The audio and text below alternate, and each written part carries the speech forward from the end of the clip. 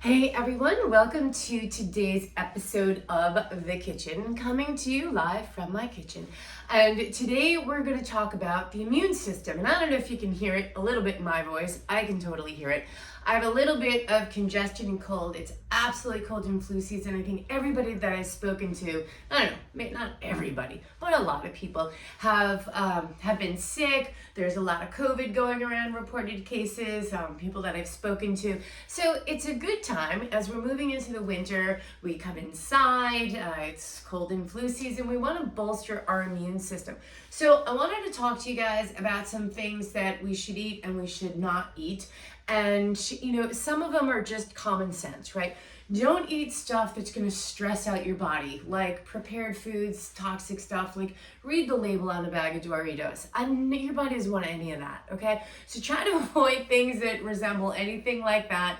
Processed foods and prepared foods, sometimes it can be a little bit healthier than the other, but honestly, if you're looking at a list of stuff like on a Doritos bag, that is the stuff that's really going to give your body a hard time.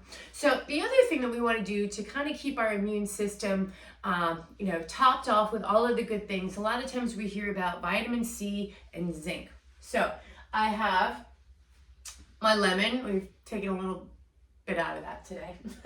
So I sometimes will make some hot water and just squeeze lemon right into it. Don't even use a tea bag, just if I want to have a little something warm if it's cold out. Like I get chilly, so I'm always got my long sleeves on and a nice warm beverage and a little bit of vitamin C just to top off the stores for that.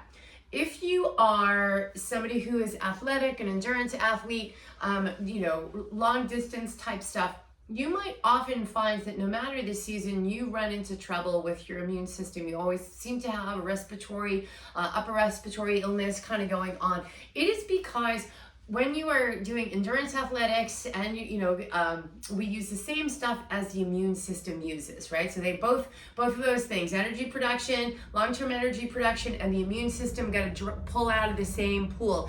And when you're doing activity, that kind of your immune system's like, all right, well, whatever, we don't need it right now. And then when you're done running, you get exposed to something, your immune system's like, oh man, now we need it, we don't have it, and the bacteria wins. So you want to make sure, extra sure, if you are doing any of the running or cycling, anything where you're active for extended periods of time, maybe more than 30 minutes a day, make sure that you get your vitamin C. I like to get it from lemon or lime. I actually like lime a little bit better, just the flavor, no other reason.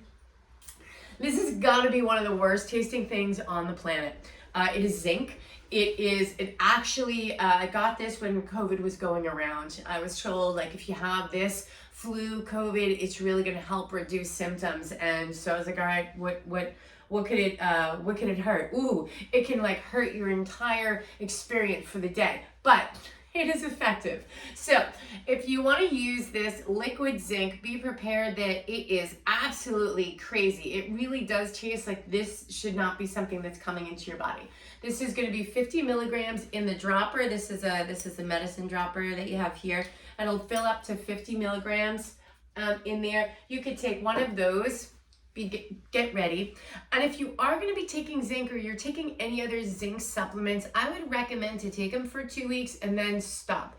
It is a trace metal, and when you overindulge in one trace metal, you're going to push out your other metals. We don't want to do that, right? We do need other metals like copper and iron, selenium. So we want to make sure that we're not blanketing the playing field with just zinc. So if you really feel like you need a little bit, do it for 2 weeks and then that's it. So eat this, not more than 2 weeks. All right. And again, no bags of Doritos, nothing that resembles that. Your body really struggles to manage that stuff. If you're addicted to Doritos or anything similar, give me a call. We'll work on it. All right, guys. Thanks for joining me today on this episode of The Kitchen.